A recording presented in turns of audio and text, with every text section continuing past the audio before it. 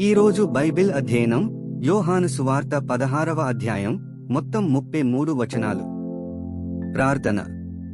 తండ్రి, మేము మరొక రోజు అనుభవించినందుకు కృతజ్ఞతలు మరియు మీ మాటను అధ్యయనం చేస్తూ మా సమయాన్ని ఆశీర్వదించండి.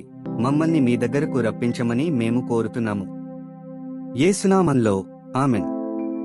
యోహాను సువార్త 16వ అధ్యాయం. మీరు అభ్యంతరపడకుండవలెనని ఈ మాటలు మీతో చెప్పుచున్నాను. వారు మిమ్మును సమాజమందిరములలో నుండి వెలివేయుదురు. మిమ్మును చంపు ప్రతివాడు తాను దేవునికి సేవ చేయుచున్నానని అనుకును కాలము వచ్చిచున్నది. వారు తండ్రిని నన్నును తెలిసికొనలేదు గనుక ఈలాగు చేయుదురు.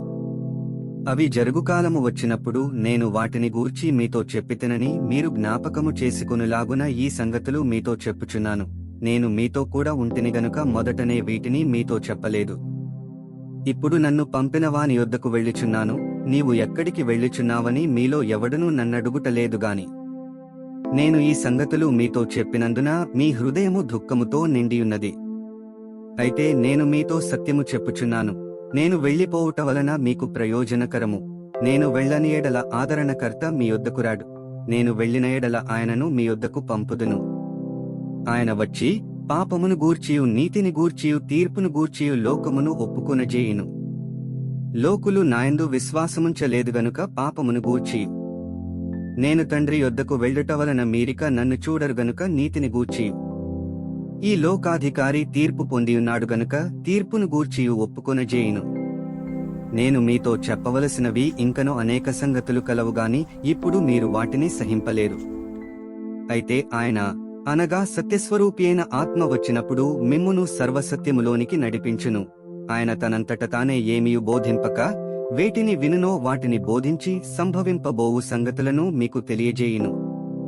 ఆయన నా వాటిలోనివి తీసుకొని మీకు తెలియజేయును గనుక నన్ను మహిమపరచును. తండ్రికి కలిగినవన్నీయు నావి, అందుచేత ఆయన నా వాటిలోనివి తీసుకొని మీకు తెలియజేయునని నేను చెప్పితిని. కొంచెము కాలమైన తరువాత మీరిక నన్ను చూడరు, మరి కొంచెము కాలమునకు నన్ను చూచెదరని చెప్పెను. కాబట్టి ఆయన శిష్యులలో కొందరు కొంచెము కాలమైన తరువాత నన్ను చూడరు, మరి కొంచెము కాలమునకు నన్ను చూచెదరు. నేను తండ్రి యొద్దకు వెళ్ళుచున్నాననియు ఆయన మనతో చెప్పుచున్న మాట ఏమిటని ఒకనితో ఒకరు చెప్పుకునిరి. కొంచెము కాలమని ఆయన చెప్పుచున్నదేమిటి? ఆయన చెప్పుచున్న సంగతి మనకు తెలియదని చెప్పుకునిరి. వారు తన్ను అడుగగోరుచుండరని యేసు ఎరిగి వారితో ఇట్లనెను, కొంచెము కాలమైన తరువాత మీరు నన్ను చూడరు, మరి కొంచెము కాలమునకు నన్ను చూచెదరని నేను చెప్పిన మాటను గూర్చి మీరు ఒకనితో ఒకడు ఆలోచించుకొనుచున్నారా? మీరు ఏడ్చి ప్రలాపింతురుగాని లోకము సంతోషించును, మీరు దుఃఖింతురుగాని మీ దుఃఖము సంతోషమగునని మీతో నిశ్చయముగా చెప్పుచున్నాను. స్త్రీ ప్రసవించునప్పుడు ఆమె గడియ వచ్చెను గనుక ఆమె వేదనపడును. అయితే శిశువు పుట్టగానే లోకమందు నరుడొకడు పుట్టెనను సంతోషము చేత ఆమె ఆ వేదన మరిజ్ఞాపకము చేసుకొనదు. అటువలే మీరును ఇప్పుడు దుఃఖపడుచున్నారుగాని మిమ్మును మరల చూచెదను, అప్పుడు మీ హృదయము సంతోషించును, మీ సంతోషమును ఎవడునూ మీ యొద్ద నుండి తీసివేయడు. ఆ దినమున మీరు దేనిగూర్చియు నన్నడుగరు.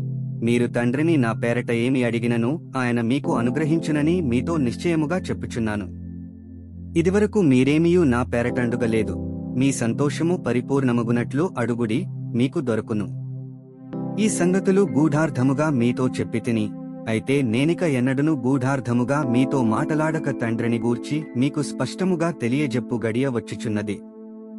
ఆ దినమందు మీరు నా పేరట అడుగుదురుగాని మీ విషయమై నేను తండ్రిని వేడుకొందునని మీతో చెప్పుటలేదు. మీరు నన్ను ప్రేమించి నేను దేవుని యొద్ద నుండి బయలుదేరి వచ్చితినని నమ్మితిరి గనుక తండ్రి తానే మిమ్మును ప్రేమించుచున్నాడు. నేను తండ్రి యొద్ద నుండి బయలుదేరి లోకమునకు వచ్చియున్నాను, మరియు లోకమును విడిచి తండ్రి యొద్దకు వెళ్ళుచున్నానని వారితో చెప్పెను. ఆయన శిష్యులు, ఇదిగో ఇప్పుడు నీవు గూఢార్థముగా ఏమీయూ చెప్పక స్పష్టముగా మాటలాడుచున్నావు.